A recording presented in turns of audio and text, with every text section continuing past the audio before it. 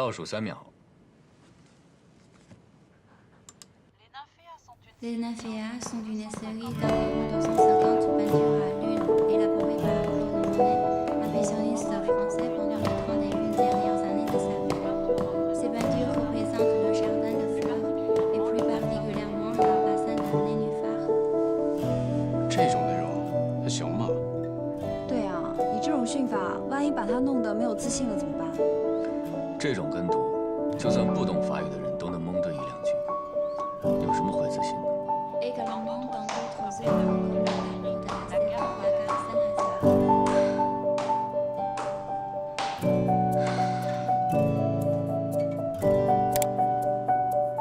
台阶数多少？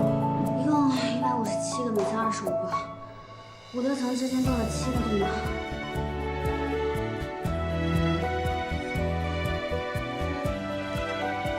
去帮我买5杯咖啡回来。你们喝什么？那幸亏我不是你的实习生。不喝算了。我要1杯热巧克力，半糖少奶。拿铁多1包糖，谢谢。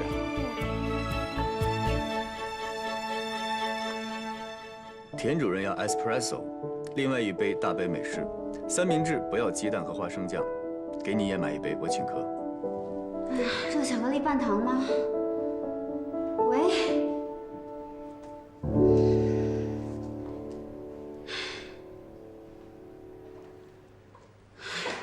老大，我祝你长命百岁，永不退休。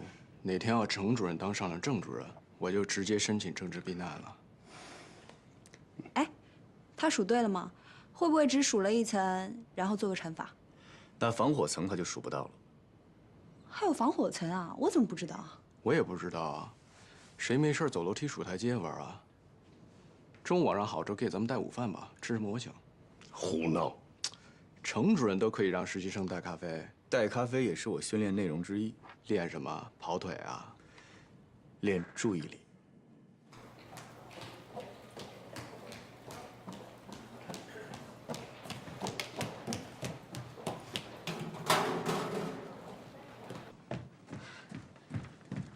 主任，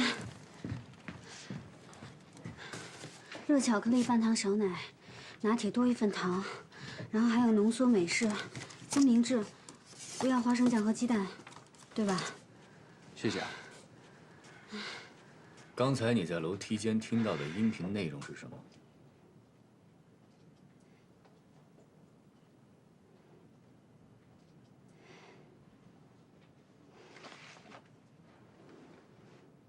刚才在楼梯间听到的音频内容是什么？内容我记得。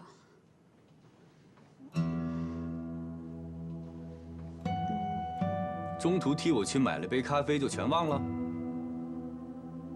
那我们训练的目的是什么？学会分配注意力，学会在复杂的环境中，把注意力放在重要的事情上。继续。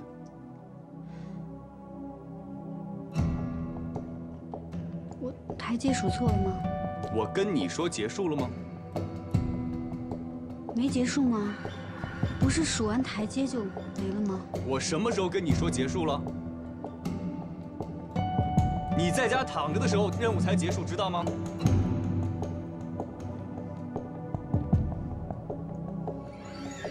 是你说请大家喝咖啡的。我们招的不是跑腿的，我们花这么大的力气培训你们，不是让你们去买咖啡的，而且是你主动同意。 接受高难度附加考核，你不要再跟我找理由了，赶紧总结一下，你听到了什么？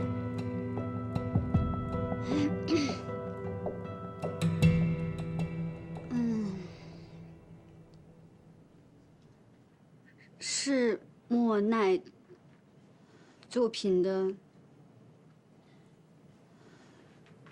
一个睡莲系列。什么？ 然后呢？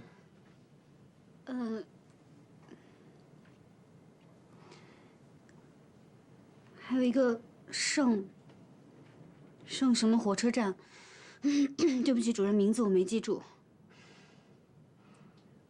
勉强通过。你给我记好了，下次再由个人原因没有完成任务，不许再给我找理由，听见了吗？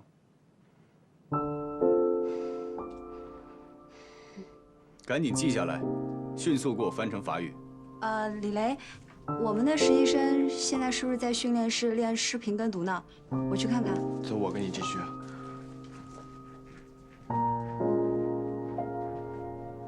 主任，我现在去。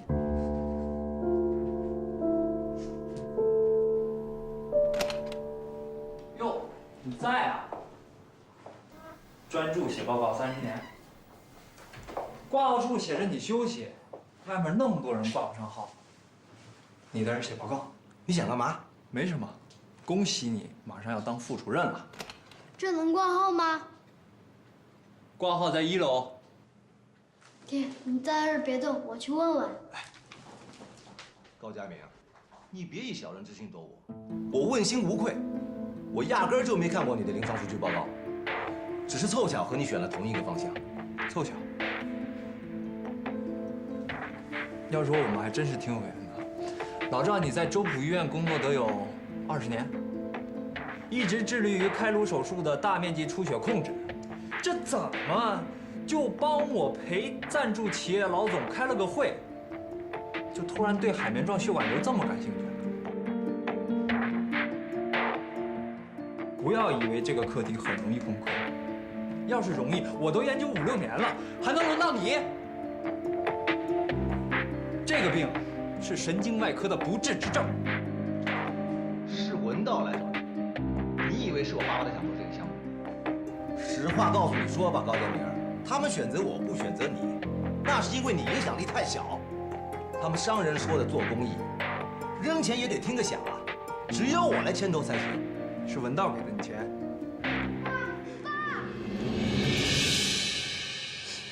我的病是个不治之症，就是你说的那个海绵状血管瘤。我说那是不治之症，我又没说你一定会死。只要你控制得好，最差也就现在这样。你别哄我了，我脑袋都3次出血了，这个肿瘤压在我的中枢神经上，一直在长，再出血，我的命就挂了。它就像个定时炸弹，随时会爆。行了，行了，行了，您的话呀，我也听明白了。您得的这个病确实是不可逆，但是要是治疗得好，通过手术是可以把肿瘤切除的。大夫，你说的这是真的？真的可以把我脑袋的这个定时炸弹去掉？你放心啊，我对你负责。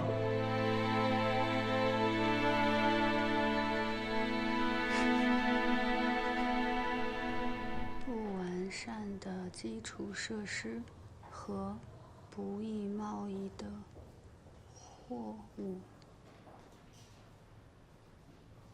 不易被贸易。哎，乔飞，你怎么没去吃饭？没胃口。你上午的事我们都听说了，太惨无人道了。怎么，是不是又给你布置作业了？大卷舌音，数着台阶儿跟读，不能数错，不能读错。要买4杯咖啡，有的加糖，有的不要糖。少奶不加花生酱，不加鸡蛋。我哪知道这是陷阱还是任务啊？买完以后呢，跟你说让你背诵全文。对，就是艺术评论。我跑腿买了咖啡，我还要给他背诵全文。哎，乔飞，你没事吧？你的脸好红啊！好着呢，38度恒温杀菌。哎，要不这样，你去请个假，你跟主任请个假，完了祝福家吃点药。好呀，那你帮我请好不好？如果去跟那个成人模请假的话，他肯定会说：“乔飞，任务期间你怎么能够生病呢？为什么记不住我说的话？不要因为个人原因影响工作，不要找任何借口，是不是？”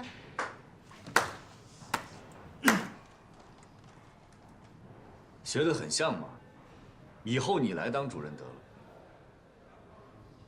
郝哲，到，李雷让你去资料室找他。哎，好嘞，谢谢主任同志。他落东西了。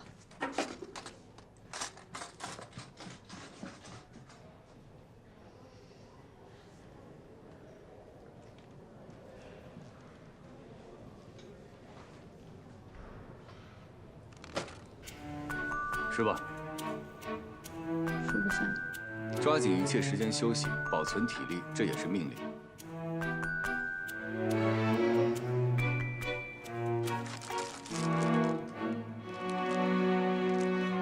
这你特地给我买的呀？以后有意见当面说，高翻院不喜欢背后议论。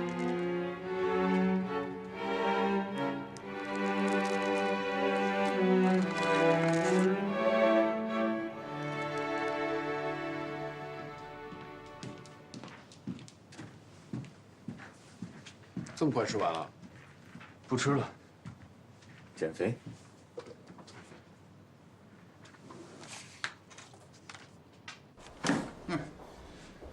一个主治医生，为了科研跟同事吵架，弄得病人闹情绪。我说你是怎么了？主任，你消消气啊！这个项目啊，对我来说意义很特殊。高佳明，在患者面前你是个医生，说话得掂量掂量。那个患者的血管瘤在脑部什么位置，你搞清楚了？这个人他脑子里面长了个瘤子，就相当于一颗定时炸弹安在他的脑袋里。我给了他希望，给了他勇气，让他能够活在这个世界上。给你放2天假，回家去好好想想这个事儿。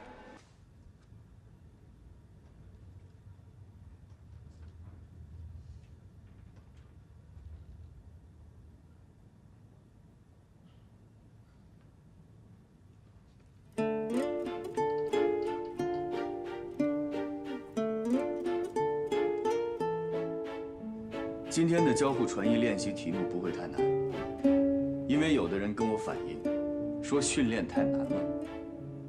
太难了。如果这种训练你还觉得难的话，那只能说明你的专业水平有问题，你需要加强你的专业训练。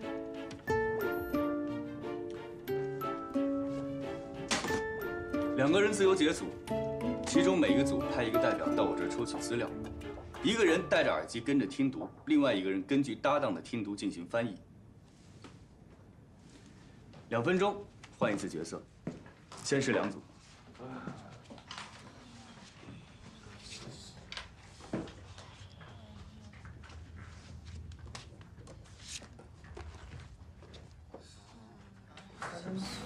我好紧张。别紧张。我觉得翻译完成了以后，人模肯定会让咱俩把翻译的内容总结和中心思想端了大意之类的。没事儿。万一我不知道我自己说什么，万一你也忘了怎么办呀？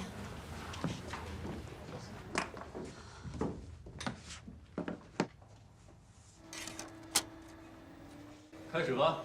Les gangas s'assiedent derrière les murs, parce qu'au XVIIe siècle, Paris est entouré d'un mur percé de portes. Les marchandises, notamment le vin, qui est une boisson quotidienne, ne peuvent entrer que par ces portes.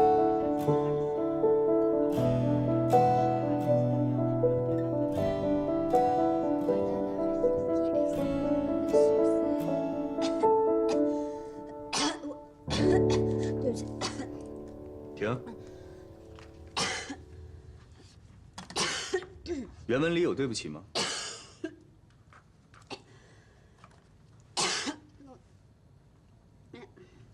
王琳琳，你到郝哲那一组，你们3个一组。你跟我来。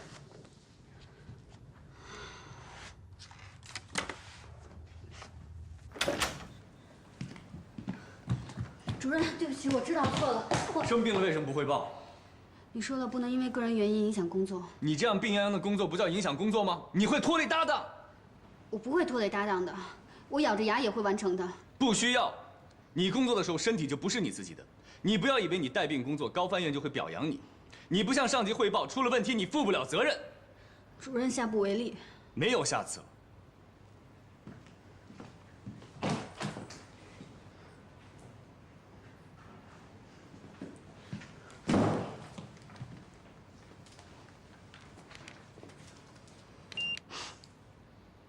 38度5，我不管你用什么方法，不降到37度2以下，不许进训练室。你不来，我算你缺勤。主任，我真的知道错了，你别算我缺勤，你让我回去吧。不许哭，哭的话一次算2次，1天不来自动退出。我没哭。拿着。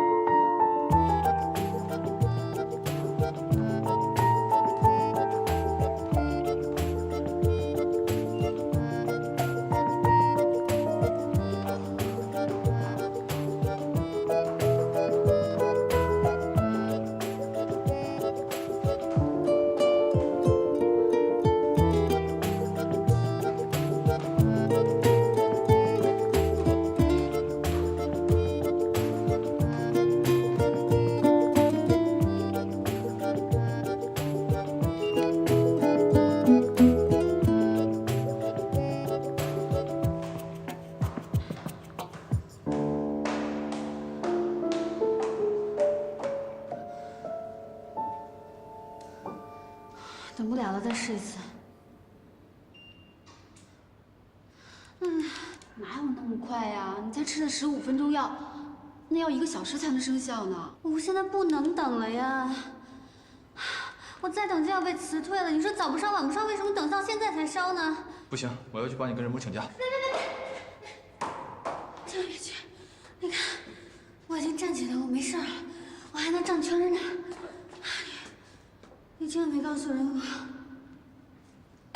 我没事。你们俩快去上班吧，去，别在这儿了。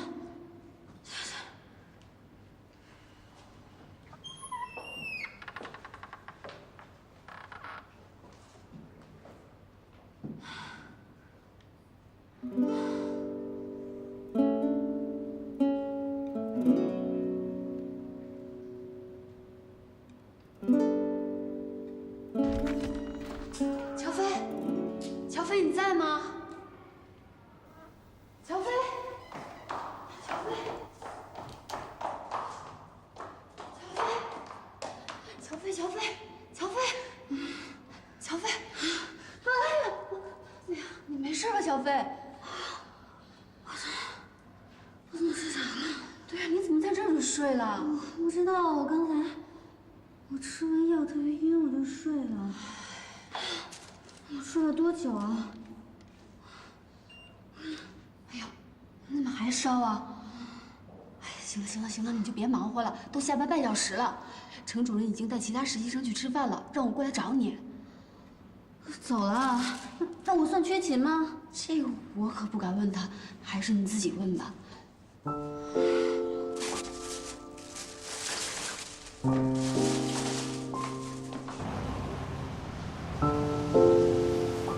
实话告诉你说吧，高建明，他们选择我不选择你，那是因为你影响力太小。他们商人说的做公益，扔钱也得听个响啊。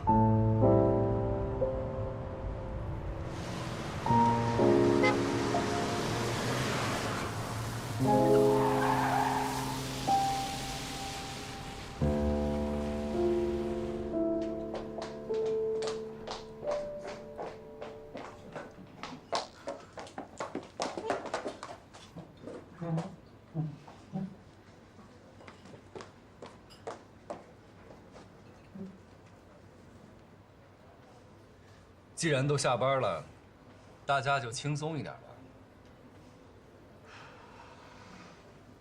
周同学，你的烧退了吗？退了，主任。你看，明天我能上班了吗？无论再忙，都要多喝水。身体有任何的不舒服，要记得行政办公室有药箱。谢谢主任。我知道你们平时在底下都叫我人魔，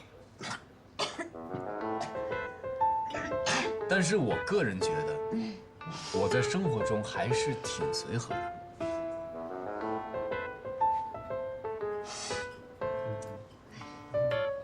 行了，别看了，高翻院没有你们。好啦，别逗他们了。我们刚进来那会儿，又不是给田主任取外号吗？我想说的是，他们起的这个外号太没有创意了。我知道了，主任，我下次一定给您取一个有创意的艺名。对，就有艺名，叫程家小百合什么的。哎，梅梅，你记不记得咱们俩刚进高分院那会儿啊？老天总说咱俩有一丝微妙的口音，然后我就去问嘉阳，怎么样才可以说一口纯正的法语，记得吗？记得。你们程主任呐，一本正经地告诉我，想要像一个法国人那样说话，首先呢，你的嘴要撅一点，然后右手比划数字7，举在肩胛骨的位置。说话的时候，嗓子眼里好像要有一口永远都清不了的痰，然后一边用手比划数字7前后抖动，一边说：“就对了。”我觉得这样说话，连中文都有巴黎腔。友情提示啊，如果遇到情绪激动的时候，可以加上左手的动作，2只手交替抖动。今天这么高兴，要不主任请我们吃一顿好的呗？好啊！我当然想请你们吃大餐，但是孩子们，你们得工作啊。前菜、主菜、甜品一套下来，你们还有时间训练吗？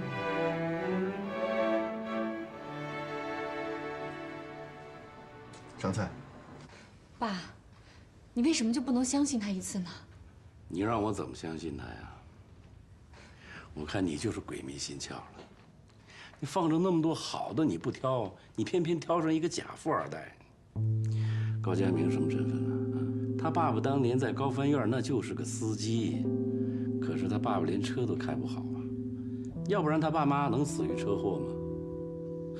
啊，你以为他爸妈死了以后，程思远把他养大了，他就是程家人了？做梦去吧！程家阳才是接班人。将来啊，程思远的事业、张翘楚的钱，那都是程家阳的。这跟佳明是谁的儿子、有没有钱都没有关系，我不需要这些。这跟钱是没多大关系，可是你知道我为什么烦他吗？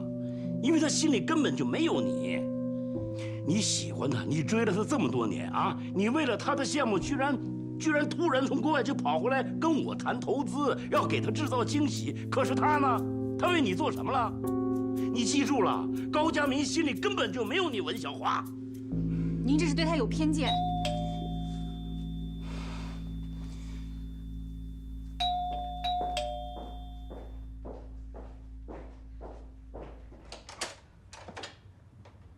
佳明，你怎么来了？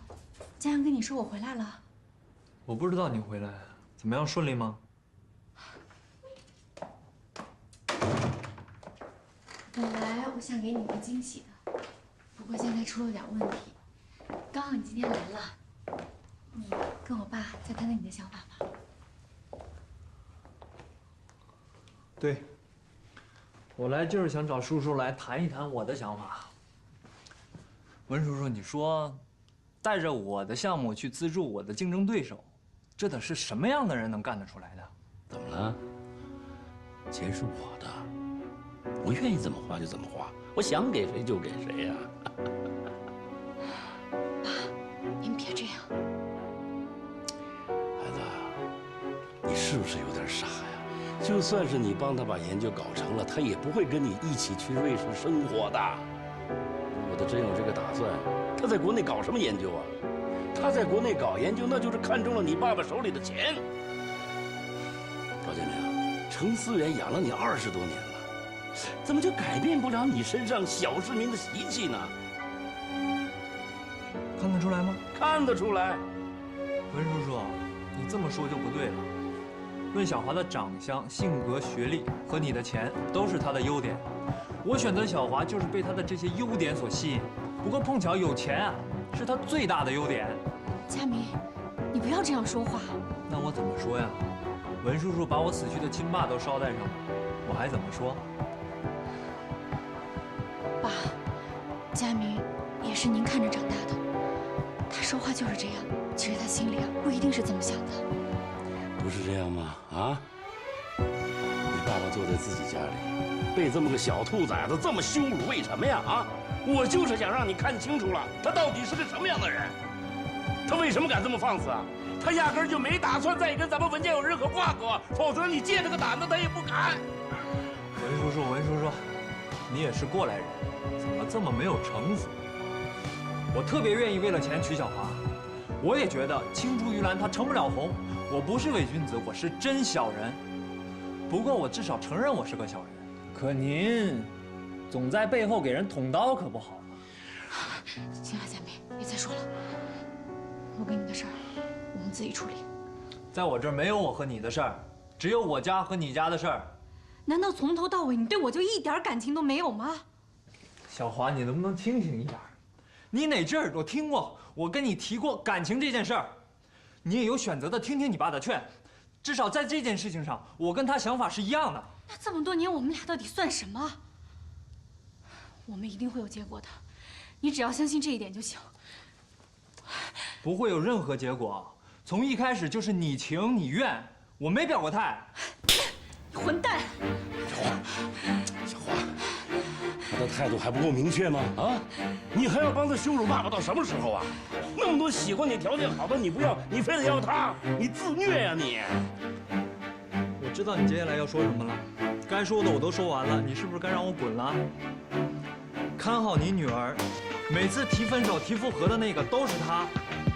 说话怎么那么不算数呢？分了啊，这次就真的分手了，这次算数的。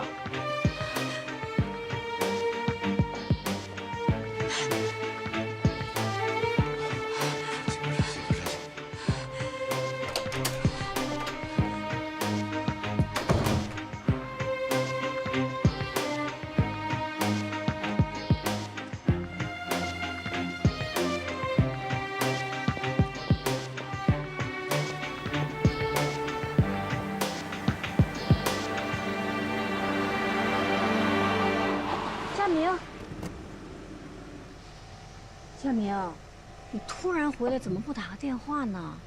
今天又不是规定探亲的日子，没义务回家。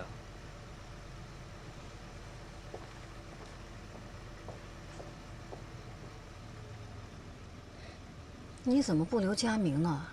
生都不至于生。你们俩加起来90岁了吧？还要闹到什么时候？他要想留，自然会留下来的。难不成让我求他呀？你呀，早晚会把儿子逼疯的。金宝，开车。